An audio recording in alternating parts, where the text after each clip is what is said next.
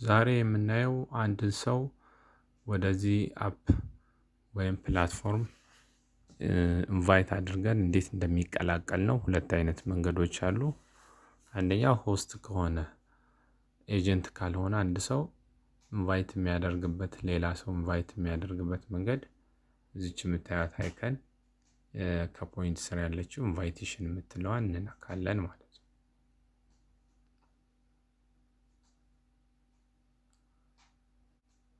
ከዛ እንደዚህ ይከፍትልናል። ከታች በኩል ኢንቫይት ፍሬንድስ የሚል ይመጣል። እሷን ክሊክ ስናረጋት ሊንክ ኮፒ ይልናል። ከዛ በኋላ ኮፒ የሆነውን ሊንክ በፈለግነው መንገድ እዚህ ባሉት አማራጮች እንልካለን። ቴሌግራም አለ፣ ዋትስአፕ አለ። በሌላም መንገድ እዚህ ትልካላችሁ። የተላከለት ሰው ዳውንሎድ አድርጎ ቀጥታ ይቀላቀላል፣ አፑን ይቀላቀላል ማለት ነው። እንግዲህ የኢንቫይቴሽን ጥቅም ኢንቫይት ያደረጋችሁ ሰው ጌም የሚጫወት ከሆነ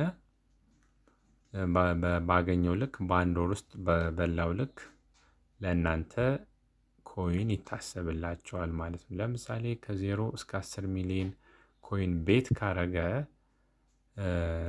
ለእናንተ 0.1% ሪቤት ይደረጋል ወይም ተመላሽ ይደረግላቸዋል ወይም ይሰጣቸዋል። ኢንቫይት ያደረጋቸው ሰው ጌም ከተጫወተ ከ10 ሚሊዮን እስከ 100 ሚሊዮን ከበላ ቤት ካደረገ 0.2 ይታሰብላቸዋል። ከ400 ሚሊዮን እስከ 1 ቢሊዮን ከተጫወተ ወይም ከበላ 0.4% ለእናንተ ሪቤት ይደረጋል ወይም ተመላሽ ይደረግላችኋል። የኢንቫይቴሽን ጥቅም በዚህ አፕ ይሄ ብቻ ነው ማለት ነው። ኢንቫይት ስታደርጉ የምታገኙት ጥቅም። ሁለተኛው ሜተድ ኤጀንት ከሆናችሁ ነው ይሄ የሚሰራው። ታች ኤጀንሲ የምትለዋን ትነካላችሁ፣ ይከፍታል።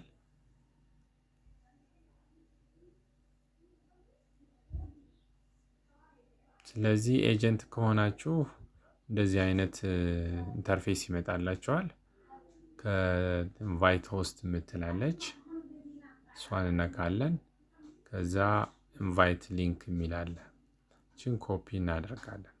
ኮፒ ሰክሰስ ይላል። ከዛ ኮፒ አድርገን በቴሌግራም በዋትስአፕ እና በሌሎች መንገድ እንልክላቸዋለን። የተላከላቸው ሊንክ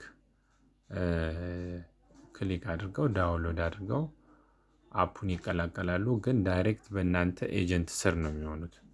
በእናንተ ኤጀንት ስር ነው የሚገቡት። ይሄኛው ሌላኛው አማራጭ ነው ማለት ነው።